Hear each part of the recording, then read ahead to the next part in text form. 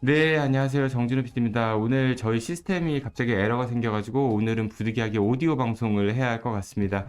네, 시청하시는 여러분들께 죄송하다는 말씀 드리고요. 빨리 정비해서 곧 정상적으로 방송이 진행될 수 있도록 하겠습니다. 대전시가 역점을 두고 있는 축제 가운데 하나인 대전 사이언스 페스티벌이 지난 주말에 대전 컨벤션 센터와 엑스포 과학공원 일대에서 사흘간 열렸습니다. 대전시는 이 축제에 모두 30만 명 정도가 다녀간 것으로 잠정 집계했다고 하는데요. 그리고 이장우 대전시장이 방문객 30만 명이 넘지 않으면 폐지시키겠다고 했던 대전 와인 페스티벌도 올해 25만 명 정도가 다녀갔다는 잠정 집계가 발표되게 됐습니다. 또 지난 여름 일주일간 열렸던 대전 영시축제도 109만 명 정도가 다녀간 걸로 발표하면서 축제가 성공적으로 마무리됐다 이렇게 자평했는데요. 그런데 정말 그럴까요? 중년 이상이라면 다들 대전 엑스포에 대한 추억이 있으실 겁니다. 대전 시민은 물론 전국에서 정말 많은 분이 구름대와 같이 대전 엑스포 행사장으로 몰렸었습니다.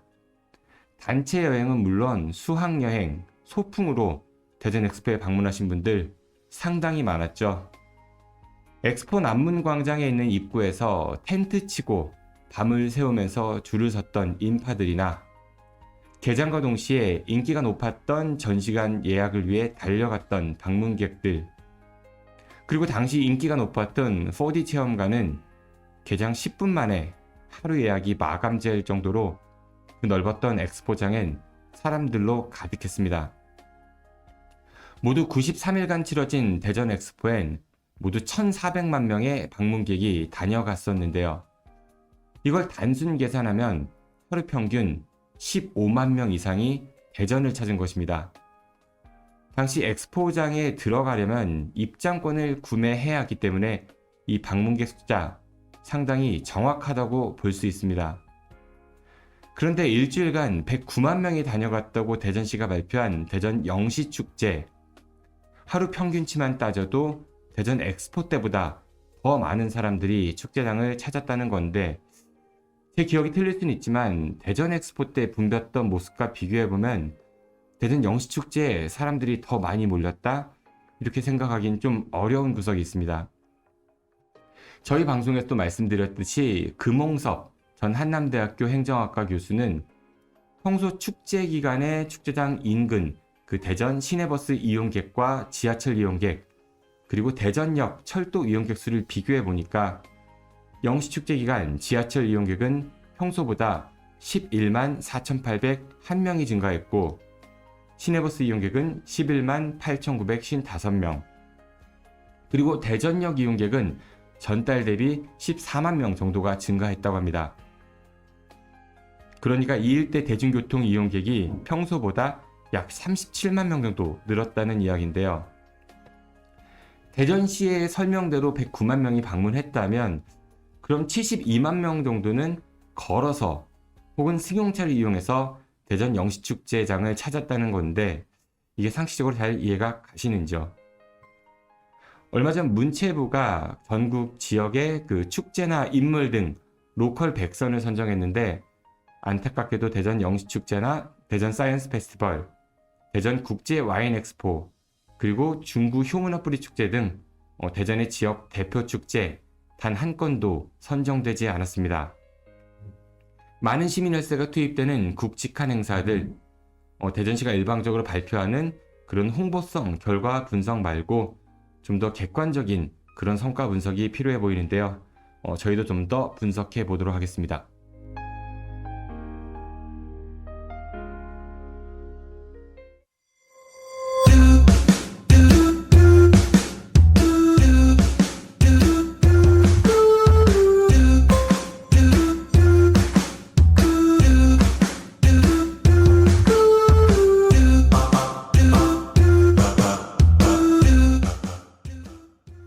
네, 오늘 어제 오늘 사건 사고가 참 많네요. 오늘 네 오디오로 그러니까 팟캐스트 방송하는 그런 기분이 드는 것 같습니다. 네, 오늘 이슈 오늘은 세계일보 강은성 기자와 함께합니다. 기자님 어서 오십시오. 안녕하세요. 당황스러우시죠? 갑자기 근데, 화면이 나가니까. 근데 저는 뭐 네. 오디오가 더 편하기도 하고 사실 네. 저는 괜찮습니다. 아유, 죄송합니다. 네. 2주 차인데 어때요? 지난주에 방송을 들었던 제 지인들이 응. 좀 이렇게 말을 하다 마는 것 같다. 어, 브리핑을 하다 마는 것 같다. 좀 시간을 좀 늘려달라고 얘기해라. 시간 늘려달라? 네, 어. 그렇게 얘기하더라고요. 그래서 음. 저도 제가 좀 잡담을 줄일게요. 예, 첫 번째 키워드는 어떤 건가요? 네, 나는 독립운동을 했을 뿐이다. 이게 그 영화 암살에 나온 그 이정재 배우의 대사인데요. 재판받을 때 했던 네, 거였던가요? 맞습니다. 그쵸, 네, 마지막에. 네, 네, 네. 이게 뭐 상황이 좀 맞진 않지만 그 대사가 좀 맞는 것 같아서 가져왔는데 그 오늘 국립대전현충원에서 홍범도 장군 그 순직 80주기 추모식이 열렸거든요. 지금 논란이 계속 이어지고 있잖아요. 육군사관학교 내에서 흉상을 이전하겠다, 뭐 철거하겠다 계속 논란이 이어지고 있는 가운데 오늘 추모식이 열렸는데 그 소식 갖고 왔습니다. 네, 사실 홍범도 장군 유해가 우리나라 올 때만 해도 대한민국 영공에 들어섰을 때 우리 공군이 그 유해가 실린 그 비행기를 호위하기도 했잖아요. 네, 그리고 네. 그 굉장히 여러 격식을 차려가지고 장군을 대전 현충원에 모셨는데 요새 이런 논란이 생기면서 굉장히 많이 좀 죄송스럽다 이런 생각이 들기도 해요. 네. 어땠어요, 분위기는? 그 오늘 사실 저는 그때 인터뷰가 있어가지고 저도 가진 못했는데 그 제가 이제 취재를 하면서 기사 쓰면서 이제 보니까 그 일단 갈등이 좀 표면이 되긴 했어요. 그 홍범도 기념사업회 우원식 이사장이 이제 그 추념식에서 이렇게 보훈부가 이제 나서서 오히려 홍범도 장군의 흉상 철거를 동의하는 거 아니냐라고 이제 박민식 장관이 와 있는데 이제 그렇게 얘기를 했고요. 뭐 박민식 장관은 좀 요즘 여론이 안 좋다 보니까 좀 많이 눈치를 보면서 홍범도 장군에 대한 그 국가 예우는 다 하고 있다라고 이제 계속 이제 그 말을 반복을 했고 그게 무슨 예우예요? 흉상 뭐 이렇게 육사에서 빼고 그리고 또 뭐죠? 그 독립전쟁 영웅실인가? 네, 네, 그것도 없애고 또 이제 저 뭐죠? 그 전함에서 또 이름을 뭐 빼겠다, 홍범도함으로 홍범도함, 이름 바꾸겠다, 예. 뭐 이렇게 또 이제 논란을 계속 일으키고 있는데 아휴, 이제 이런 상황에서 이제 왜 보훈부 정부가 이렇게 나서서 그걸 동의하고 있느냐라고 약간 좀 이제 호통치듯이 추념사를 했는데 그럼에도 불구하고 뭐 분위기는 뭐 썩 나쁘지 않았다고 하고요. 다만 그 윤석열 대통령이 보낸 화환은 이제 참석한 시민들 일부가 보기 싫다고 좀 화환을 뒤로 돌려놓고 좀 이런 해프닝은 좀 있었습니다. 대통령 화환이 보통 행사 제일 중앙이나 그 메인 그런 데 차지하잖아요. 네. 아무래도 그게 이제 돌려졌다고 해요, 그러면은. 네, 그걸 좀 돌려놔서 아. 좀 그런 해프닝이 있었다고 하는데 뭐 참. 본인적 충돌까지는 없었다고 합니다. 요즘 국감 기간인데 해군에서는 일단은 홍범도함 이거 명칭 변경에 대해서는 검토한 적 없고 네. 뭐 그렇다고 하더라고요. 그러니까 해군의 입장하고 또 그 육군의 입장이 좀 다른 것 같아요. 이거 놓고. 네, 아무래도 좀 이렇게 여론 폭격을 맞다 보니까 한 발 물러선 게 아닌가 싶은 생각이 들고 일단 육사는 제일 먼저 이제 오늘 뗀 거잖아요. 그렇죠. 그러다 보니까 본인들이 이제 뭐 말을 좀 바꾸기가 좀 애매한 상황인 건지. 근데 계속 밀고 대통령이 나가더라고요. 분명히 뭐라고 했냐면은 이제 이념 갈등 이런 거 쓸데없이 하지 말고 민생에 집중하자. 국민이 옳다면 무조건 옳은 거다라고 했는데도 네. 이렇게 가고 있어요, 육사는. 그래서 뭐 강서구청장 선거에서 지고 나니까 그런 이제 말을 한 거죠. 뭐 지켜봐야 될 것 같습니다. 거기에다가 또 육사는 대통령의 공약이기도 했고요. 그 충남 논산으로 이전 이야기 네, 있었는데 그거 얘기는 쏙 들어가는 것 같아요. 충남 논산으로 이전은 지금 김태흠 충남지사가 계속 강하게 얘기는 하고 있지만 사실상 좀 어렵다고는 좀 결론이 어느 정도 난 것 같아요. 방향이 네. 참 쉽지 않을 것 같습니다. 씁쓸하네요. 네, 홍범도 장군께서 이제 80주기 추모식이었는데 이런 논란에 그 원치 않게 중심에 서시게 된 것 같아가지고 예, 후손의 한 사람으로서 얼마나 그 당시에 독립운동이 쉬운 게 아니잖아요. 네, 예, 네. 그렇게 목숨 바쳐 했는데 참 안타깝다는 생각이 좀 듭니다. 이제 이런 상황 보면은 내가 이러려고 독립운동을 그렇게 열심히 했나 이런 좀 이렇게 자책이라든가 뭐 그런 거 좀 하실 것 같아요, 지하에서. 그 후손들이 뭘 보고 배울지 나중에 우리나라가 또 위기에 처했을 때 아니면 그런 일은 발생하지 않겠지만 그럴 때 누가 나라를 위해서 나설까 이런 생각이 좀 들기도 하고요. 어쨌든 저도 씁쓸합니다. 네, 두 번째는 어떤 거예요? 네, 그 영탁의 유명한 노래죠. 네가 왜 여기냐. 예, 그게 영탁 노래예요? 네, 이것도 씁쓸한 소식입니다. 대전이 지금 전세 사기 피해 규모로 지금 전국에서 역대급으로 그러니까 뭐 몇천억 얘기 나오던데. 네. 지금 어제 23일이죠. 지난 23일에 그 더불어민주당 대전시당에서 전세 사기 피해자분들 이제 간담회를 했는데 민주당 대전시당에서 자체적으로 이제 조사를 했어요. 피해 네. 규모를 했더니 피해 가구가 최소 2,563가구 이상이고 피해 건물은 230여 채. 그러니까 그 한 가구당 뭐 1억 정도 전세금을 따진다면은 피해액이 2,500억에서 3,000억 정도 이제 되는 거고요. 또 얼마 전에 대전 경찰청에서 그 부동산 임대업자를 이제 그 잡았는데 그 임대업자가 대전, 세종, 또 서울에 그 건물 다가구 주택을 300채 정도 갖고 있거든요. 거기에서 또 3천억 원 정도의 전세 사기 규모가 이제 추정이 되고 있어서 지금 갑자기 대전이 전세 사기 인천 뭐 미추홀구보다 더 높은 피해 규모가 있는 거 아니냐 그 특히 우려가 나오고 있습니다. 대전이 그 다가구 주택 비율이 높아서 더 피해도 규모도 크다 뭐 이렇게 얘기하잖아요. 네네네. 대전이 전국 1위예요. 다가구 주택 비율이 33.5%인가 그렇거든요. 전국 1위입니다.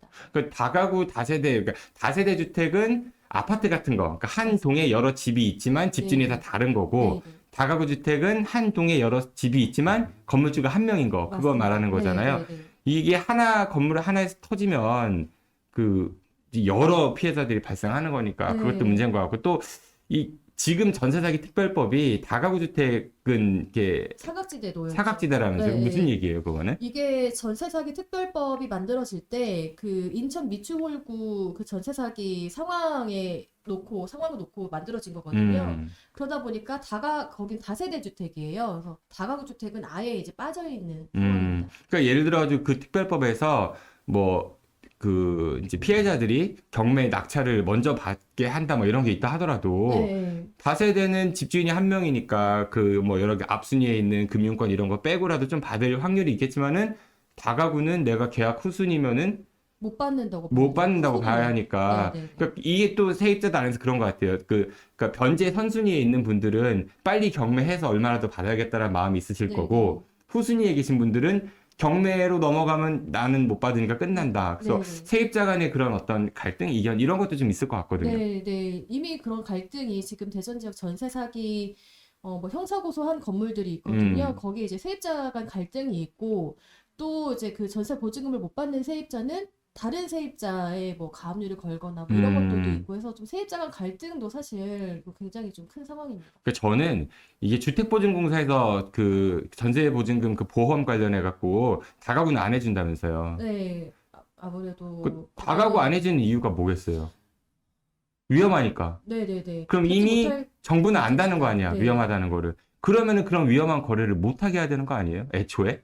애초에 사실 이제 그렇게 이제 원칙적으로 기준점이 그렇게 설정되면 좋지만 이것도 만약인 거잖아요. 이런 전세 사기 터질 것도 사실 그 전까지 2년 전까지만 해도 전세가가 폭등을 할 정도로 경기가 좋았었기 때문에 그런 것까지 사실 정부에서 말씀하신 것처럼 다 감안을 해서 그런 어떤 전세 계약이라든지 이런 거 좀 이렇게 제도적인 장치를 마련을 해야 되는 게 맞는데 이제 그러지 못한 게 분명히 있는 거죠. 그러니까 저는 굉장히 정부가 잘못됐다고 생각을 하는 게 자신들이 보증을 안 해줄 만큼 위험한 거래가 그렇게 많이 이루어지고 있다면은 그 거래 기준이라든지 예를 들어 전세 거래 못하고 월세 거래만 하게 한다든지 뭐 다가구 사례는 뭐 여러 장치를 마련했어야 되는데 그렇지 않았다라는 거. 그러니까 정부가 좀 이 피해를 어떻게 보면 방관했다라는 게 분명히 있는 것 같고 또 뭐 기자님도 관련 기사 쓰셨지만은 보도 보니까 그 피해자들 분들 중에 대전시에서도 이제 이거 뭐 전세 사기 TF 팀이 있는데 전화해 보면은 그냥 안내 수준이다. 해주는 게 아무것도 없다. 이런 막 네. 분통을 터뜨리는 분들도 있더라고요. 일단 계속 상담하고 접수는 받고 있는데 저도 이제 기자실 옆에 그 이제 전세 사기 상담 창구가 있거든요. 이제 지나다니면서 보면은 상담 받고 접수를 많이 하는데 저도 좀 분통이 터지는 게 그냥 듣기만 하고 대책이 안 나오는 거예요. 지금 몇 달째거든요. 그 청티 팀이지 그게 TF는 아닌 거잖아요. 네. 그러니까 지금 이분들은 보증금을 아예 받거나 아니면 좀 음. 다른 대책을 마련해 줘야 되는데 상담만 하고 그냥 그 사례 접수만 하고 나오는 게 없는 거예요. 답답한 상황이에요. 그러니까 무용지물인 거죠. 예를 들어가지고 저는 그래서 뭐 이자를 좀 지원해 준다든지 일부 네, 은행권에 제출한 이제 아니면은 대전시에도 산하기관의 대전신용보증재단이라는 곳이 있잖아요. 네. 거기 보증서 발급해 주잖아요. 보증서 발급해준다는 거는 대전시가 뭐 최악의 경우에는 그 채무를 떠안을 수도 있지만은 뭐 채무자 그 이제 보증서 갖고 이제 대출 받으신 분이 이자 잘 내면은 대전시가 사실은 이자 비용만 부담하는 거니까 그런 식의 좀 뭔가 선제적인 대책을 내놓으면 좋겠는데 뭐 그런 건 전혀 없는 것 같아요. 실효적인 것들은. 저도 이번 그 전세 사기를 보면서 예전에 코로나 때 대응을 지자체에서 굉장히 적극적으로 했잖아요. 그렇죠. 이 부분도 사실 정부의 어떤 정책이나 대책에 기대지 말고 지자체에서 더 선제적으로 나서야 되는 게 저도 맞다고 생각을 하거든요. 어쨌든 대전 시민들이 피해를 보고 있는 상황이니까 그런 측면에서 PD님 말씀하신 걸 동의를 하고 지금 시위에서 뭐 저 뒤에 나오시지만 김민숙 시의원이 이런 부분에 대해서 대안을 좀 많이 제시한 게 있어요. 뭐 전월세 보증센터를 만들어서 뭐 이제 피해자 지원을 해주고 이런 게 있는데 그런 부분에서 조금 더 대전시가 좀 적극적으로 발빠르게 나서야 할 것 같습니다. 그러니까 당장 돈이 없어도 그러니까 보증제도라는 게 대전에도 분명히 존재하니까 네. 경제통상진흥원인가요? 일자리 경제진흥원. 예, 예, 그런 네. 데에서도 보증 업무 같은 거 하잖아요. 소상공인 네. 대상으로. 그러니까 방법을 찾으면 있을 것 같아요. 좀 그런 노력들을 대전시가 하면 좋을 것 같습니다. 예, 뭐 준비하신 거 또 없죠? 네, 오늘 두 가지 준비했고요. 네. 예. 시간이 벌써 남아요. 끝났나요? 시간이 남아요. 시간 더 남았어요? 말씀하실 거 있으면 네. 하세요. 네, 길게 해달라고 해도. 아, 예. 아니, 그, 저기, 전세 사기가 응. 제 주변에 되게 많거든요. 이묘인 기자도 전세사기 뭐, 본인도 뭐, 당할 뻔하지 않았어요? 거의 응. 피해 사이죠. 그러니까 피해 요즘 사이고, 젊은 분들이 요거 상당히 소식 나가면 좀 그렇긴 음. 한데, 네네. 그리고 지금 속 터지는 게 사실 그, 저희 집 관련해서도 기사가 많이 나오거든요. 근데 단톡방에서 제가 기자라고 말을 못하고, 음. 거의 강길동이에요. 그 음. 기사 나오면은 이 집이 내 집이다 말도 못하고, 아. 제가 그 단톡방에서 아, 저 기자인데 저한테 그냥 제보하세요 이 말도 못하고 이게 지금 좀 답답한 상황이고 저도 사실 이게 지금 계약 기간이 남았는데 사실상 이제 못 받는 상황이거든요. 그럼 제가 이 집을 사야 되는데 갑자기 이제 무주택자에서 유주택자가 돼버리는 원치 않는 거죠. 거잖아요. 원치 않는 거죠. 네, 집에 들어가면 좀 답답하고 그런 상황인데 어쨌든 대전시에서 말씀하신 대로 근데 저 같은 경우도 처음에 이게 역전세여가지고 그 보증보험을 가입을 못했어요. 거기서 이제 기준이 안 되더라고요.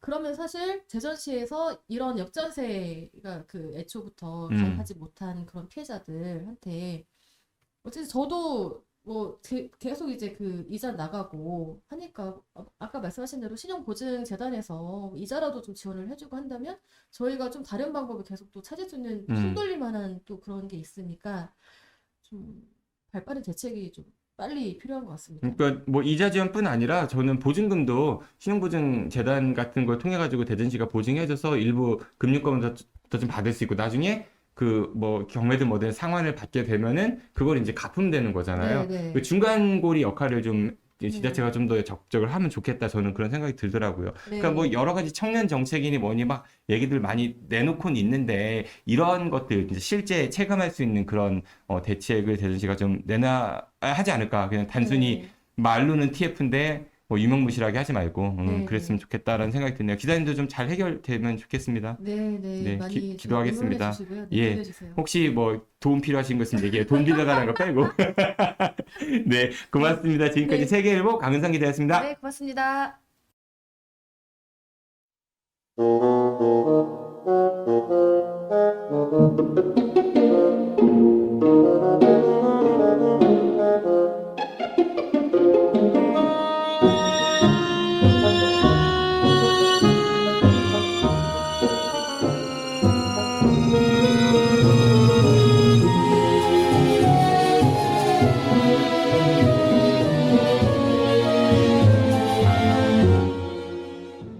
네, 지금 좀 이상하다고 생각하시는 분들 많이 계실 텐데요. 네, 저희 오늘 그 시스템에 에러가 나갖고 카메라가 작동을 하지 않습니다. 그래서 예, 확인을 좀 할 시간이 필요한데 사실 낮에 테스트할 때까지만 해도 됐는데 이게 갑자기 방송 10분 앞두고 이런 일이 벌어져서 오늘은 오디오로 방송을 진행한다는 점 말씀드리고요. 네, 죄송합니다. 곧 조치를 취하도록 하겠습니다. 이번 시간 달콤 살벌한 인터뷰예요. 사실 지난주에 저희가 내가 국회의원이 될 상인가라는 코너명으로 진행을 했었는데 출연하시기로 했던 이진훈 그 눈썹도인 선생님께서 개인 사정으로 방송에 하차하셔가지고 달콤 살벌한 인터뷰 오늘 고봉민 변호사와 함께 진행하도록 하겠습니다. 고 변호사님 안녕하십니까? 네, 안녕하십니까. 이제 목도 아파요. 제가 라디오 방송하고 오는 길에 이 사고가 터져가지고 진짜 옷도 제대로 갈아입지도 못하고 지금 방송하고 있습니다. 알겠네요. 네. 오늘 저 대신 질문 좀 많이 해보시고, 네. 그리고 오늘 이제 내년 총선 출마를 하겠다라고 이제 의향을 밝히신 분 한 분 모셨거든요. 유직원, 카이 로보틱스, CEO 모셨습니다. 어서 오십시오. 네, 안녕하세요. 유직원입니다. 네. 반갑습니다. 오신 날 영상이 안 나와서 어떡해요? 뭐 다음 주에 다시 불러주시지 않을까? 죄송합니다. 목도 메이고. 네. 조만간 다시 한번 자리 만들어 드리도록 하고요. 네, 알겠습니다. 이 유직원 대표님 잘 모르시는 분이 계실 수 있거든요. 우리 고봉미 변호사님께서 이분이 어떤 분인지 좀 잠깐 소개를 좀 해주실래요? 네, 유직원 대표님은 1981년 대전 유성구에서 출생하셨고요. 대전 도마초등학교, 도마중학교, 대전 도시과학고, 그리고 한양대 공대를 졸업하신 분입니다. 카이스트 미래전략대학원 석사과정을 마치셨고요. 그리고 21살에 유직원 폭죽연구소를 창업하셔서 한 10년 동안 불꽃 연출가 활동도 하셨고요. 20대 대선에 이재명 후보 캠프의 조직본부 부본부장을 하셨고, 22년 지방선거 대전 서구청장 예비후보도 활동을 하셨습니다. 카이로보틱스의 CEO시고, 그리고 한국창업기업가협회 부회장을 하고 계십니다. 이력 되게 화려하시네요. 일단은 더불어민주당이신 거죠, 정당이? 네, 맞습니다. 더불어민주당 정당을 선택하신 이유는 뭐예요? 뭐 여러 민주당을 정당들이 선택한 있는데. 이유요? 네네. 일단 제가 네. 더불어민주당에서 지금 보건의료 특별위원회 부위원장이랑 그 대전시장에서 사회공헌 특별위원장을 맡고 있습니다. 근데 일단 정당에 가입하게 된 계기는 그 노무현 대통령께서 그 보통 사람들의 도전으로 세상이 변한다라는 그런 말씀에 좀 감명을 받았고, 제가 그분의 지지자였기 때문에 일단 민주당에 가입을 한 게 가장 결정적인. 열린우리당부터 당 생활을 시작하신 거예요, 아니요, 그러면? 민주당에 가입한 지 5년 정도. 얼마 안 되셨구나. 네, 그 정도 되었고요. 제가 이제 만학도로 또 대학을 나오고, 그리고 창업도 하고 실패도 하고 계속 도전하면서 그렇게 살아오면서 주변에 있는 그 평범한 이웃들과 소상공인, 장애인들, 약자들과 관계를 갖고 그동안에 함께 해왔습니다. 그리고 사회공헌 특별위원장 하면서도 발달장애인과 항공주행원 견학을 간다거나 이런 활동들을 지금도 계속 해오고 있기 때문에 결론적으로는 보통 사람인 나와 그리고 보통 사람인 여러 사람들의 그런 행복을 위한 정치를 할 수 있겠다. 그런 생각에 제가 민주당을 선택하게 된 것입니다. 네. 카이 로보틱스라는 회사 CEO라고 했는데, 네. 이건 어떤 회사예요? 사람을 위한 따뜻한 기술을 추구한다. 네. 예. 거창하죠. 거창하죠, 네. 네, 저희가 이제 카이스트 창업원에서 창업해서 지금 현대자동차 그룹하고 같이 스마트 휠체어 사업을 함께. 스마트 휠체어? 네, 스마트 휠체어 사업을 함께 하고 있습니다. 장애인들이, 지체장애인들이 이용할 수 있는 휠체어인데, 네. 그게 뭐 스마트 기능이 있는 건가 봐요? 그렇죠. 근데 이제 장애인이 우리나라에 이제 등록 장애인이 265만 명인데 노인 인구가 이제 1천만이 넘었습니다. 노인 계속 증가하고요. 그러니까 미래 장애인이나 노인들이 이 사회의 그런 주도적인 중심이 되어야 한다. 그러려면 그들이 갖고 있는 문제 중에 하나가 이동권이다. 그런 문제를 해결하고 좀 지평을 확장하고 싶다. 근데 그동안에 이런 보조공학 기기들이 좀 발전이 없었습니다. 그래서 첨단 기술을 좀 융합을 해서 그들에게 도움되는 그런. 그럼 스마트 일들을 휠체어는 하고 어떤 있다. 거예요? 좀 더 명확하게 얘기하자면은. 일단 뭐 사물 인터넷 같은 게 결합이 돼 있고, 뭐 예를 들어서 이제 본인이 휠체어인데 알아서 가다가 장애물 피하고 휠체어가. 그럴 수 있죠. 그리고 본인이 뭐 알아서 속력도 냈다가 줄였다 이런 것도 할 수 있고. 뭐 자동으로 접히거나 어. 내가 있는 곳으로 이제 불러오거나. 지금 근데 네. 그 사물 인터넷이 상용화는 안 됐으니까 이건 상용화는 안 된 거겠네요, 그러면은? 아니요. 전동 휠체어는 지금 자율주행 단계까지 이미 기술적으로는 다 되어 있습니다. 인프라가 근데 안 깔려 다만 있으니까. 그렇죠. 음. 이 사회의 그런 인프라가 구축이 안 돼 있는 것입니다. 네. 근데 기술적인 발전은 이미 상당히 그러니까 진보가 5G 되어 있는 이런 것이죠. 것들이 이제 토대가 갖춰지면은 바로 네. 투입할 수 있다. 그렇죠. 맞습니다. 현재는 별로 팔 수가 없는 거 아니에요? 현재 많이 팔리고 있습니다. 많이 팔려요? 네. 돈 잘 버시겠네. 그럼 회사도 잘 되고 그러는 것 같은데 네. 왜 굳이 정치를 하려고 해요? 지금 이제 세상이 점점 빠르고 다양하게 좀 변하고 있잖아요. 저는 좀 다양한 경험을 가진 사람들이 좀 참여해서 문을 열고 함께 나가야 된다라고 생각을 하고 있습니다. 그러니까 즉 저는 좀 주류보다 좀 다양성을 상징하는 사람이다, 유지고는. 그렇게 말씀드릴 수 있고요. 저는 대전에서 제가 어머니와 누이와 함께 자라면서 초등학교 6군데 다니고 그리고 중학교 때까지 20번이나 이사를 다니면서 그렇게 좀 자랐습니다. 그러니까 어렵게 자랐으니까 어려운 사람들의 마음도 잘 알고 그리고 그들과 함께 해왔고 지금도 함께 하고 있다. 그래서 앞으로도 그런 정치를 하고 싶다.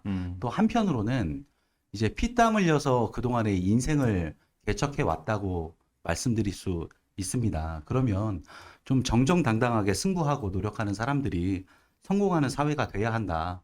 그런 믿음을 갖고 있다. 그래서 제가 만들고 싶은 것은 이제 누구나 노력하면 도전하고 성공할 수 있는 그런 희망이 있는 세상을 만들고 싶다. 그게 제가 정치를 이제 시작하게 된 그런 이유입니다. 네. 변호사님은 유직원 대표를 처음 보셨죠? 네. 어때요, 인상이? 저보다 잘생긴 조금 가까이 와서. 안타까운 게 제가 옛날에 했던 말이 있었는데 결혼하기 전에는 대전의 남자 40대 변호사 중에 제일 잘생겼다 라고 하고 다녔는데 저보다 잘생기신 것 같아요. 쓸데없는 얘기 하지 말고. 근데 고봉민 변호사님도 굉장히 진지한 편이거든요, 보통 말할 때. 못지않게 진지하네. 네. 진지하면은 네. 사람들이 좋아하는 분들도 계시겠지만은 네. 너무 진지해요. 예. 알겠습니다. 혹시 뭐 이제 앞으로 총선 출마를 뭐 하시겠다고 하니까 여러 방송에 가실 거 아니에요. 네. 그렇게 방송하시면은 네. 사람들이 안 좋아해요, 별로. 알겠습니다. 예, 너무 이렇게 뭐랄까 네. 사람이 준비 다 네. 해와가지고 네. 막 그렇게 얘기하면은 그 듣는 분들이 와, 저 사람 정말 고난과 역경을 딛고 여기까지 이렇게 생각 들기보다는 좀 친근감 좀 덜할 것 같아요. 네. 그래서 저는 그런 느낌을 좀 받았고 알겠습니다. 그래요. 근데 사실 지역에서 정치 활동 하신 지 얼마 안 됐고, 그쵸? 5년밖에 안 됐다고 했으니까 또 정당 가입한 지는. 네. 근데 유직원이라는 인물이 그래도 지역 언론이라든지 정치계에 이제 회자됐던 사건이 있었죠. 네. 지난 지방선거에서 대전 서구청장 이제 예비 후보였어요. 그 네. 도전하다가 근데 좌절됐습니다. 그 얘기 잠깐 좀 해줄래요? 어떻게 된 일인지? 그래서 좌절이 아니라 좀 혁신의 시작이었다라고 말해주시면 혁신의 시작? 감사하겠습니다. 뭐 그거는 뭐 본인이 그렇게 생각하면 그런 거고. 네, 근데요. 근데 이제 첫 출마하고 난 다음에 처음에 이제 좀 어려웠습니다. 네, 뭐 어드밴티지가 없었고 페널티만 좀 많이 있었던 것 같아요. 처음 시작할 때. 네, 이름을 알리려면 뭐 방법이 있겠습니까? 발로 많이 뛰는 방법밖에 없었다.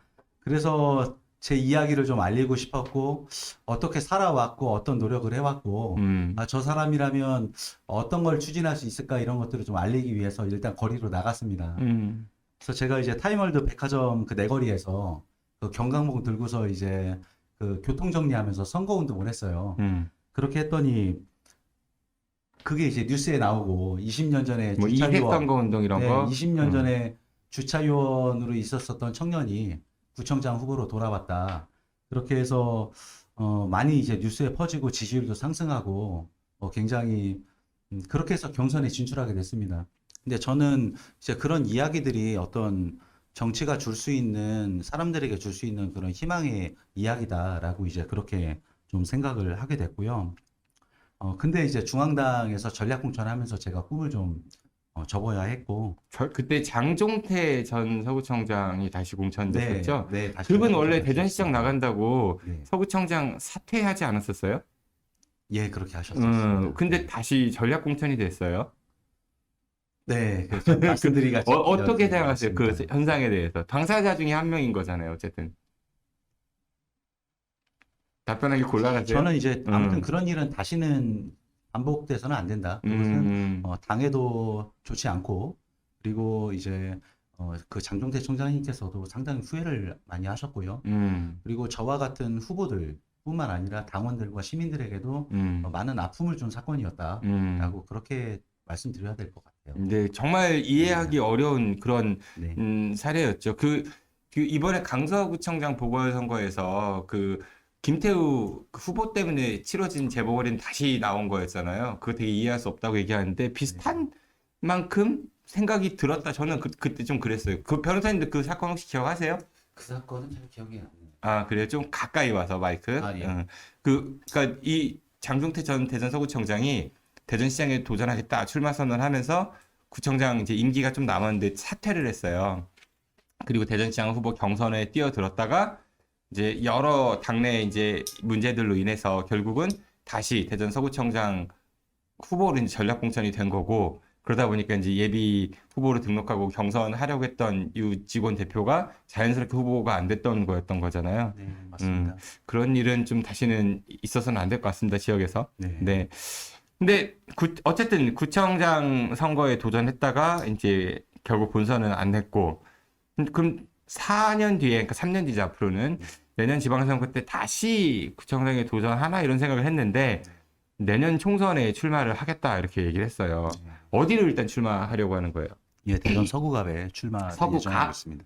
네. 서구갑은 그죠, 지금 현재 박병석 네, 박광석 예, 의장님 국회의원이 육선을 한 지역이잖아요. 맞습니다. 그분 출마 내년에 안 하신대요?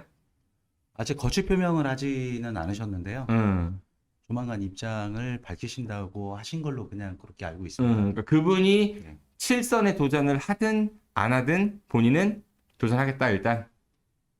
네, 그렇습니다. 어. 저는 저의 할 일을 해야 한다라고 생각을 하고 있고요. 그런 음. 도전은 이어가야 한다. 왜 것이 총선에 입장입니다. 출마를 하겠다는 거예요? 이거 구청장 하려고 했다가 우리 흔히 이제 유권자들이 정치인들은 이 선거도 출마하고 저 선거도 출마하고 이러면은 네.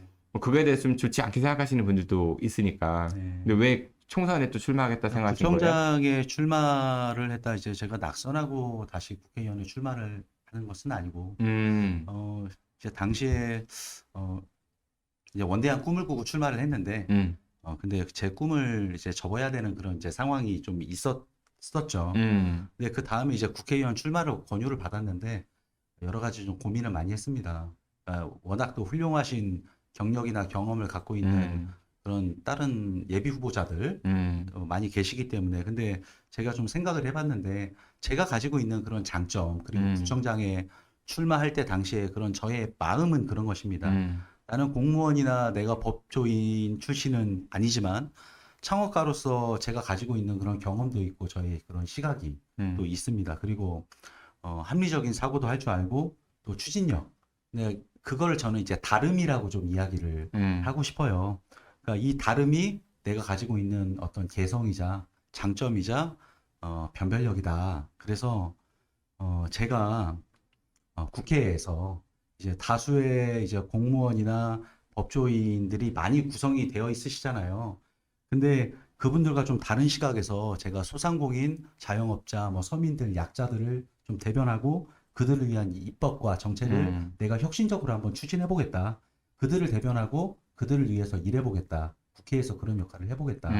그리고 지역에서는 지금은 높은 국회의원보다는 낮은 국회의원들을 이제 원하는 그런 시대라고 저는 그러니까 권위적이지 않은 그런 정치인을 원한다 이런 얘기잖아요. 제가 지금까지 대전에서 여러 단체장을 맡으면서 한 번도 초심을 잃지 않았습니다. 나는 낮은 사람이다 라는 마음을 늘 가지면서 이렇게 살아왔고요. 너무 진지해. 네. 나는 진지한 사람이다. 야. 예, 우리 작가님 집에 쓰네. 네. 지금 오타 나가지고. 우리 그 유직원 대표님 한번 다시 꼭 모시기로 약속하고 일단 네 계속 하시죠. 네. 제가 좀 겸손한 이웃으로서 음. 목소리도 듣고 음. 우리 이웃으로 이제 함께 살아가면서 이 지역의 문제도 같이 고민하고 또 지역 발전도 시켜가면서 이 서구갑을 대한민국에서 가장 이제 행복한 도시로 만들어내겠다. 에이, 그 뻥이에요. 국회의원 한 명 있다고 어떤 예. 지역이 대한민국 제일 행복한, 행복을 가능하겠어요? 추구하는 그런 국회의원이 되겠다. 네, 이것입니다. 네. 근데 지금 민주당에서는 내년에 이제 대전 서갑에 네. 뭐 박병석 지금 현 의원들 어쨌든 뭐 본인이 뭐 여부를 안 밝혔으니까 후보군에 올려야 하는 거고 유직원 대표께서도 도전한다고 하고 있고 또 장종태 전 대전 서구청장도 이번에 총선에도 도전한다는 이야기를 공공연히 하고 있고 세 분 정도 언급되는 거예요. 또 있어요? 그 외에도 한 2분 정도 더 계신 걸로 아, 알고 맞다. 있고. 이용수 뭐 그 곽병석 네. 의원 보좌관인가요?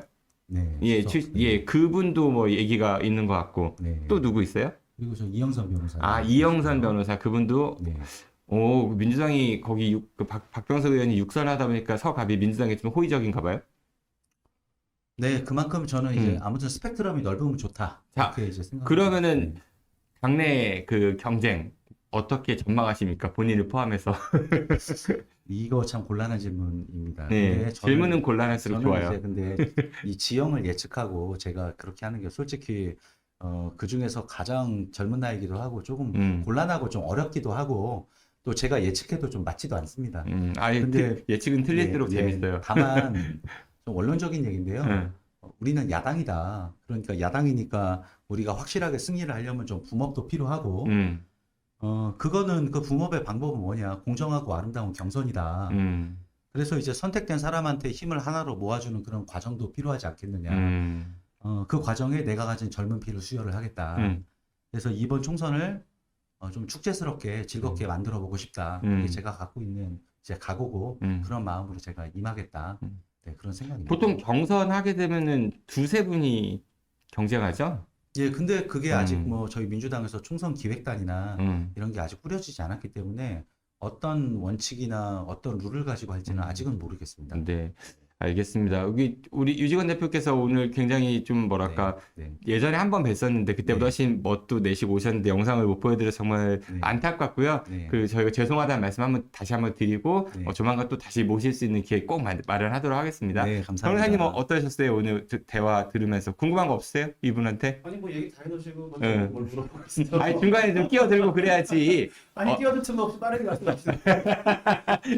나랑 술 마시면서 얘기할 땐 잘 끼어들면서. 아, 참, 예. 네. 혹시 뭐 정당 민주주의가 지금 중요하잖아요. 네. 근데 민주당의 젊은 사람들이 많이 활동을 못 하는 것 같아요. 이미 기득권들이 다 자리를 잡아서 네, 새로운 피가 좀 활약을 했으면 좋겠는데 네, 지금 많이 젊으시고 활동도 열심히 하실 것 같은데 네, 다만 그 경륜이 부족하다는 그런 비판은 피할 수 없을 것 같거든요.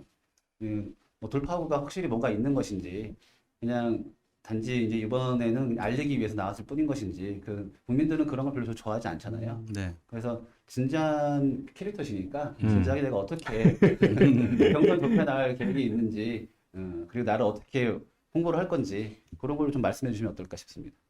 지금 말씀하신 질문 중에 한 3가지 정도로 질문이 아무튼 요약이 되는데, 말씀하신 이제 부족한 경험과 경륜은 정치적인 측면을 이야기하시는 것이죠. 근데 아까 전에 제가 말씀드린 부분에서 그거에 대한 사실 답변은 다 녹아 있다고 솔직히 생각을 합니다. 부족한 정치에 대한 경험은 제가 가지고 있는 다양성으로 극복을 하겠다. 그리고 그런 다양한 경험을 통해서 그 다양성을 상징하는 제가 대변할 수 있는 그들을 위해서 일하겠다라고 말씀을 드렸고요. 실질적으로 국회에 입성을 하게 되면 수많은 이제 보좌진들이나 그리고 전문가들의 조력을 받게 되어 있습니다. 그럼 마찬가지로 이제 구청장이 되더라도 훌륭한 공무원들, 열심히 일하는 공무원들의 조력을 또 받을 수 있고요. 제 생각에는 얼마나 이제 그들을 존중하고 그리고 그 조직을 잘 화합시키고 해 나가면서 진취적으로 이끌어 가느냐의 차이일 것 같거든요. 근데 적어도 저는 이제 잘 소통하고 합리적으로 그리고 협상을 좀 잘하는 사람이에요. 그것은 사업을 한 20년 이상 해왔기 때문에 어느 정도 좀 검증이 돼 있다고 생각을 하고요. 그동안에 사업을 오랫동안 해왔었기 때문에 정말 뭐든지 목숨 걸고 열심히 했습니다. 이번에도 마찬가지고요. 뭐 모든 일에 어떻게 이름을 알리러 출마를 하겠습니까? 제가 출마를 한다면 당선이 목표이고요. 제가 선택을 받을 수 있도록 저의 모든 것을, 그러니까 젊음과 열정과 그냥 모든 것을 다 쏟아부을 생각입니다. 이상입니다. 알겠습니다. 예, 저는 이제 이 정치 하시는 분들 인터뷰 많이 해봤는데 우리 유지건 대표께서는 네. 좀 뭐랄까 네. 좀 말들 좀 덜 진지하게 좀 덜 진지하고 좀 그러면 좋을 것 같아요. 네, 알겠습니다. 그러면은 훨씬 더 네. 어필이 잘 될 것 같습니다. 아무튼 오늘 바쁘신데 나와주셔서 감사드리고요. 네. 저희가 조만간 다시 모시겠습니다. 다음에 진지 유직원으로 불러주십시오. 예. 그 카이 로보틱스 유직원 대표였고요. 대전 서갑에 출마 예정자라고 합니다. 그리고 고병규 변호사님 다음번에 팍팍 끼워 드세요, 그냥. 알겠습니다. 알겠습니다. 두 분 고맙습니다. 네, 네, 감사합니다. 감사합니다.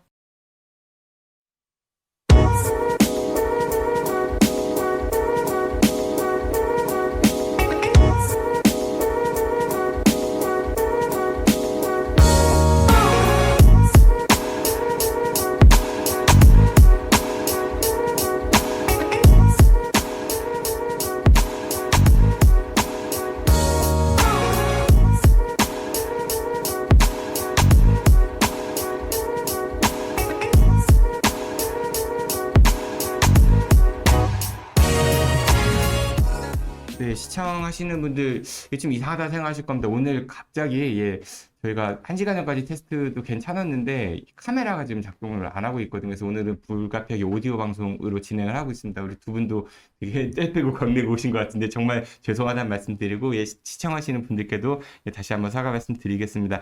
이번 시간 정책개발실인데 저희 정책개발실 격주로 팀이 바뀌죠. 지난주에는 권선필 모건대학교 행정학과 교수와 정세현 충남대학교 경제학 교수가 이야기를 했는데 이번에는 교육과 정치 얘기를 하는 시간입니다. 교육 분야는 이종복 모건대학교 영어교육과 교수가 맡아주실 거고요. 그리고 정치 얘기는 김민숙 대전시 의회 의원이 맡아주실 겁니다. 두 분 어서 오십시오. 안녕하십니까? 안녕하세요. 네, 반갑습니다. 예. 김민숙 의원님은 스튜디오 처음 오셨죠? 지난번에 네. 못 오셨으니까 분위기 네. 어때요? 좋은 것 같아요. 분위기 좋아요? 네네. 예. 근데 좀 실망하셨죠? 저 영상이 안 나와가지고. 아니요, 너무 좋았습니다. 아니, 그리고 생각해보니까 지난 방송 때 제가 첫 번째 했을 때 그때 맞아요. 그때는 오디오 안 됐잖아요. 나왔어요. 맞아요. 요번에 안 되는 게 앞으로 이제 우리 요 팀은 대박 조짐이 보인다. 아, 그때 별로 네. 대박 아니더라고. 이 징크스 그렇게 아니야, 위로를 징크스? 하면서. 네. 이 김민숙 징크스 같은데? 네. 아유, 네. 아무튼 두 분께 정말 다시 한번 죄송하고요. 교수님은 저랑 방송 처음 하시잖아요. 네, 그렇습니다. 예. 우리 이제 남은 그 주어진 시간 동안 열심히 얘기해 보도록 해요. 먼저 교육 얘기입니다. 교수님 어떤 거 갖고 오셨나요? 예, 그 지난 10월 10일인가요? 교육부에서 2028학년도 대학 입학 수능 체제가 바뀐다는 그런 사전 예고 시안을 발표했죠. 네. 이제 법에 따르면은 이제 바뀌기 전에 5년 전에 예고하도록 돼 있는데, 그러니까 지금 중2가 되는 학생들부터 이제 적용이 될 예정인데, 원래 이제 2월 말까지 발표를 했어야 되는데 교육부에서 우왕좌왕하고 또 뭐 그러다가 조금씩 미루고 그러다가 이제 10개월 가까이 미뤄졌다가 이제 아주 꽤 늦게 발표를 했네요. 네, 어떤 발표가. 내용들이 좀 달라지나요, 그렇습니다. 그러면은? 가장 큰 거는 이제 딱 두 가지. 딱 두 가지라보다 큰 거 두 가지는 수능 시험 방법이 달라지고 그다음에 내신 성적 산정 기준이 달라진다. 수능 어떻게 달라지는 건데요? 수능은 소위 통합형, 융합형으로 달라진다고 하는데요. 그 뭐예요? 지금까지는 그 수능 과목이 그 선택형이에요. 선택이 많은 그런 예를 들어서 있었을 때. 사탐 가운데 내가 뭐뭐뭐만 선택하겠다. 예, 그런 거. 이를테면 한국사 뭐 선택하고 뭐 예를 들어서 네, 간단하게 음. 지금까지 수능을 말씀드리면 국어는 공통 과목 한 과목에 선택 과목 공통 과목 두 과목에 선택 과목 하나 이렇게 돼 있었어요. 이를테면 독서와 문학이 이제 두 과목 그 필수고 화법과 작문이라는 거와 언어와 매체라는 것 중에서 하나 선택하면 돼. 되게 많이 바뀌었네. 네. 그다음에 그런데 이제 이거를 어떻게 바꾸냐면은 세 과목으로 해서 그냥 전체가 다 보는 거예요. 문과, 이과 가리지 않고 선택이 없어졌어요, 이제. 그러니까 문이과 모두 똑같은 똑같이 시험지를 보는 거예요. 본다. 네. 또 수학도 아니 이제 수학 다르잖아요. 서로 배우는 게. 다르죠. 다른데 공통수학까지 똑같고 나머지 이과가 좀 더 심한 수학 들어가지 않아요? 바뀌어요. 들어가기는 들어가는데 응. 그걸 시험에 안 본다는 거예요. 예를 들면 수학 2, 응. 수학 2를 그 수능에서 안 보는 거예요. 그럼 이과 애들 그거 열심히 할까? 안 하죠. 이제 공대나 이런 데 응. 오는 학생들이 그 수학이 어려운 거를 안 하고 올 가능성이 많은 거죠. 왜 이렇게 만들었을까? 그렇게 만드는 가장 큰 이유는 그 수능이 선택 과목 위주로 되어 있다 보니까 어떤 과목을 선택하느냐에 따라서 학생들이 유불리가 많이 온다. 그런 거예요. 그러니까 그 선택 과목의 난이도 차이 때문에 결국은 이제 예. 어렵게 출제된 분야를 선택한 학생들한테 불리할 수밖에 없다. 뭐 이런 이유 때문인 거예요. 과목별로 학생들이 선호하는 쉬운 과목이 있어요. 이를테면 과학 탐구에서는 지구과학을 대부분 제일 많이 선택하는 거예요. 그게 좀 쉽대요. 그런가 봐요. 난 어렵던데. 공부하기가 뭐 쉽든지 모르겠죠.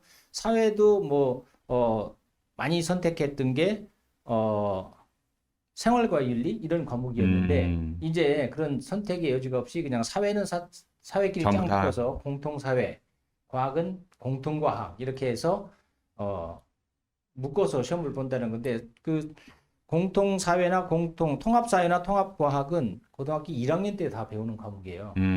그리고 이제 그 속에 예를 들면 과학 같으면은 물리, 화학, 지구과학, 뭐 생물이 다 들어있는 건데 그 서론 정도만 배웠던 것을 이제 각 세부 과목으로 2학년, 3학년 때 배우는 건데 그 세부 과목들은 보지 않고 공통 과목만 보니까 서른 정도의 수준에서 수능을 시험을 출제를 하는 거죠. 그러니까 얕고 넓게 그런, 보겠다 뭐 네, 이런 그런 얘기인 것 생각, 같은데 변별력이 많이 떨어지겠네요, 그러면은. 변별력도 문제고 이제 출제를 어떻게 할 거냐 그거고 그 좁은 범위에서 출제를 해야 되는데 그런 불만이 많이 나오고 있고요. 그다음에 이제 크게 바뀌는 게 이제 그 내신 성적이 지금은 9등급으로 되어 있고 상대 평가로 되어 있죠.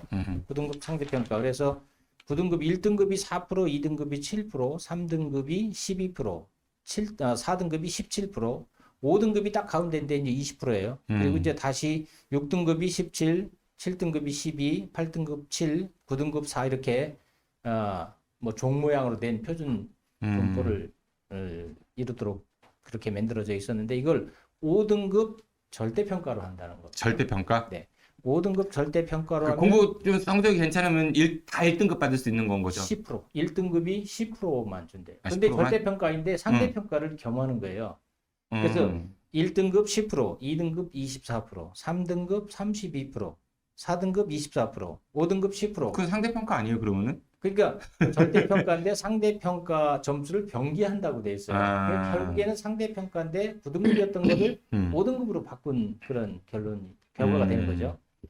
그러니까 어떻게 되겠습니까? 옛날에는 이제 지금까지는 그 학교 규모가 작은 학교에서는 1등급이 없는 그런 과목도 있었고 선택이 작은 과목에서는 1등급 없는 경우가 있어요. 그랬는데 그런 것을 뭐 이제 완화하기 위해서 늘렸다 그러는데 1, 2등급의 그 비율이 34%니까 거기서 만약에 1등급하고 2등급하고 차이는 뭐 엄청난 그런 변별력의 차이가 올 수 있는 거죠. 지금 말씀 주신 변화를 딱 들으니까 저는 얼핏 드는 생각이 그러면은 소위 우리가 대학별 본고사 이런 거 이제 부활 안 한다고 했지만은 사실상 그 면접 시험 이런 것들이 본고사와 같은 기능을 지금 하고 있잖아요. 그게 더 강화되겠네요. 그래서 이제 뭐 우수한 대학에서는 변별력을 갖추기 위해서 무슨 다른 방법을 써야 될 텐데 뭐 방법이 뭐 현행 제도상으로 가능한 게 심층 면접이나 뭐 이런 거밖에 가능하지 않은데 심층 면접을 하려면 많은 시간과 비용이 들잖아요. 그래서 그렇죠. 그것도 쉽지 않을 거고 변별력이 굉장히 떨어질 거다. 그래서 여러 가지 이제 문제점들을 지적하고 있어요. 그리고 이제 지금 중2 우리 김민숙 의원님 좀 전에 들으니까 아드님이 중2라고 그러는데 딱 그 28년도에 그러네. 여러 가지 이제 딱 그 해당되는데 그 어떻게 될 것 같습니까? 그러면은 그동안에는 자기가 잘하고 또 흥미로운 과목을 선택해서 주로 시험을 쳤었는데 이거를 전체를 다 문과 이과 구분 없이 시험을 본다면 어떻게 될까요? 전체를 다 공부해야 되니까 그 학습 부담이 많아지겠죠. 그 부담이 많으면 어떻게 해야 될까요? 학원 가거나 과외하거나 뭐 이런 그 사교육을 또 많이 해야 될 우려가 있을 수 있죠. 그런 것들이 이제 큰 그 변화로 다가오지 않을까.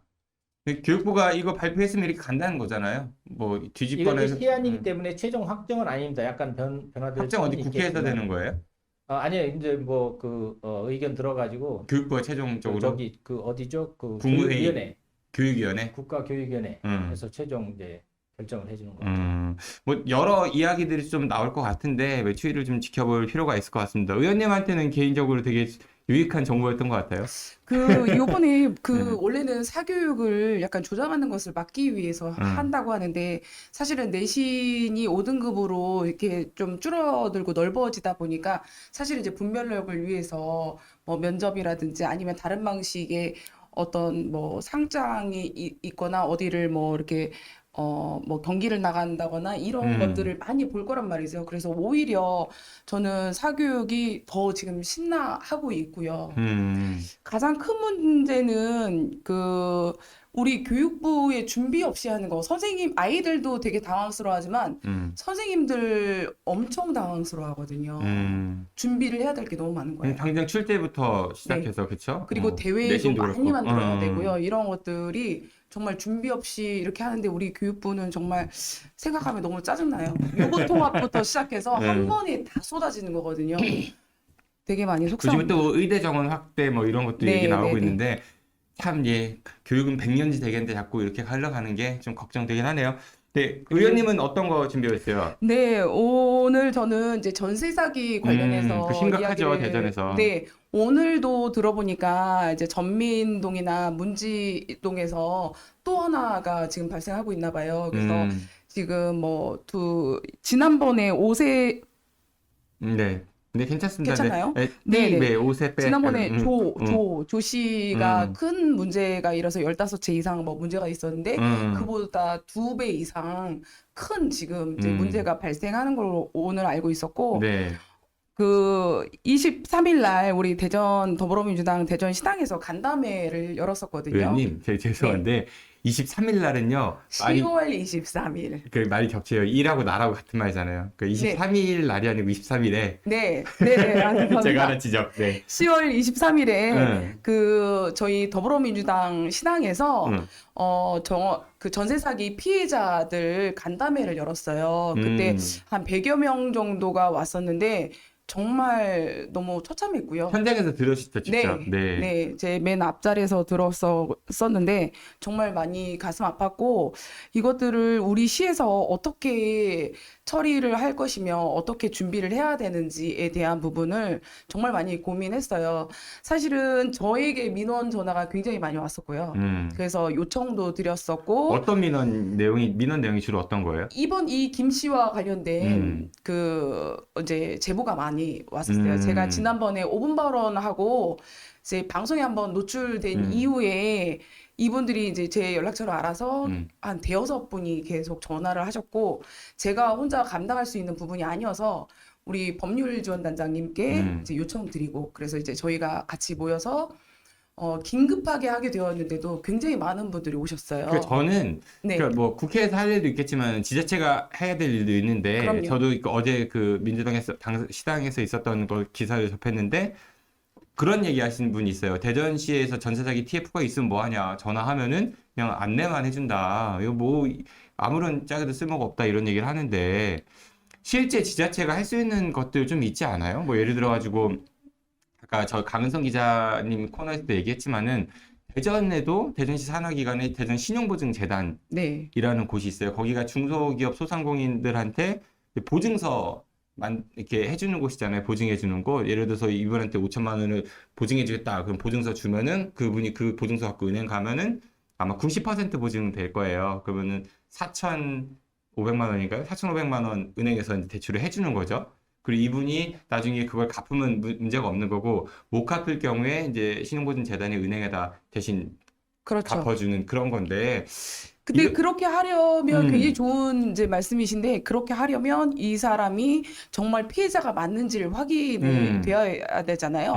그래서 이제 그런 신청서를 저희 시에 와서 작성을 한 후에 그 필요한 이제 절차에 따라서 조건을 갖추고 그것이 이제 국토부에 올라가서 피해자라는 것들이 확인이 되면 그러면 이제 방법들이 좀 있을 것 같아요. 그리고 지자체 자체에서 이 피해자들이 우리 지자체에 요구했던 내용들도 좀 몇 가지가 있었거든요. 어떤 걸 주로 요구하시던가요? 그중에서 불법 중개 행위 단속을 좀 빨리 신속하게 좀 해줘라. 그 공인중개사랑 건물주랑 네. 짜고 하는 그런 것들. 그런 행태가 굉장히 좀 많이 드러났습니다. 그래서 그런 거 그리고 가장 이제 먹고 사는 문제이니까 주거에 대한 지원인데 예를 들어서 최우선 변제만큼의 주거비를 지원해 준다든지 전세 사기 피해 건물 퇴고 후에 거처를 좀 지원해 주거나 아니면 우선 공급 주택 확대 혹은 전세 사기 피해자 전용 공급 주택 마련. 그리고 아주 작은 건데요. 전세 사기 피해 건물 주택 관리에 대한 지원으로 뭐 누수되거나 아니면 전기가 끊어지거나 뭐 이런 것들도 자기 자부담으로 지금 해야 되는 상황이에요. 그래서 그런 것들 그리고 이사를 해야 되는 경우에 이사 비용이나 뭐 변호사 비용을 뭐 지원해 주는 것 뭐 이런 내용들일 수 있을 것 같고요. 그리고 이제 당연한 건데 전세 피해 방지 및 주택 임차인 보호 조례 제정을 좀 부탁하셨고요.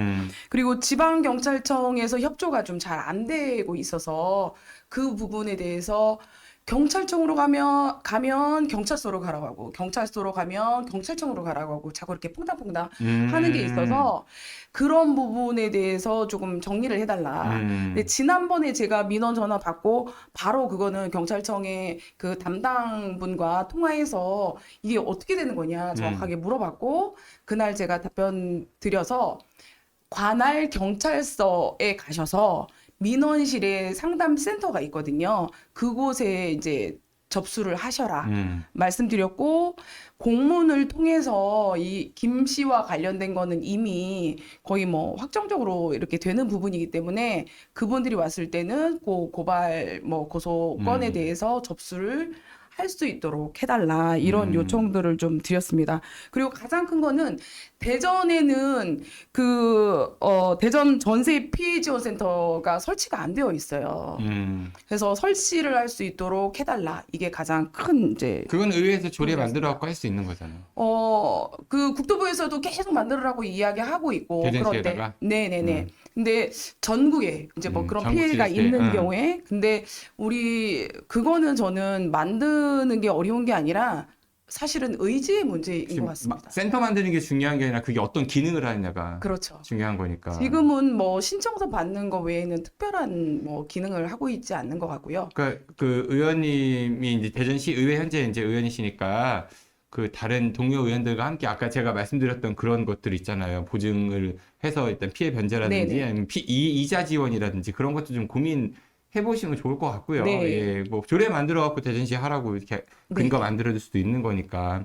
그리고 정부도 사실 이게 주택보증공사에서 이 전세 그 다가구 주택은 보증을 안 해주는 거잖아요. 네, 특별법에는 사실은 이제 다가구 주택이라는 거를 잘 알지 못했던 것 같아요. 이게 대전만의 되게 특징적인 대전 다가구 주택이 부분이거든요. 많으니까. 네, 지금 피해자로 이제 되는 접수한 분들 중에서 거의 80% 이상이 다가구 주택이시고요. 그러니까 저는 되게 이게 정부나 이제 그 정부도 좀 말이 안 되는 게 주택보증공사에서 다가구 주택 그 전세 계약에 대해서는 보증을 안 해준단 말이에요. 그 바꿔 얘기하면은 알고 있다는 거예요. 위험하니까 보증 안 해준 거잖아요. 그렇게 위험한 계약을 그렇게 나무라라고 내두는 게 어디 있어요? 그렇게 몇 억씩 억대가 왔다 갔다 하는데 아예 그러면 다가구 주택은 보증 안 되니까 전세 계약 하지 말아라라고 법으로 금지하든지 아니면 제한 조건들을 많이 걸든지 그 정부 책임도 상당히 크다. 저는 그렇게 생각하니까. 저도 허점이 너무 많아가지고요. 사실은 이거는 정부 책임이다. 이렇게 전적으로 책임이다라고 생각이 들고 이거는 국가적인 재난이다 생각해서 우리 대전시에도 뭐 긴급 지원이나 이런 거 좀 해야 되지 않냐. 네. 그런 부분을 강력하게 의회 말씀드리고 차원에서도 있습니다. 좀 노력 많이 해주실 네네네. 거로 기대하겠습니다. 네네. 시간 역시 다 돼가지고 예, 어떠세요? 그 교수님도 이 관련해서 한 말씀 뭐 하실 거 있으세요? 제 학생 중에 여러 번 결석을 한 학생이 있어서 불러다가 상담을 했더니 사실요 교수님 제가 전세당해 사기 당해가지고 거기 교수님 조금만 대책회의- 앞으로 와서 말씀 주세요. 대책회의 쫓아다니고 회의 참여하고 그러느라고 서울을 받았어요. 그런데 너무 가슴이 아팠어요. 이 남의 문제는 일이 아니어서. 정말 남 일이 아니니까 우리 출연자 중에서도 피해자들이 있다니까요. 그러니까 좀 의회에서 좀 더 제도권에 계시니까 적극적으로 나서 주시면 좋겠습니다.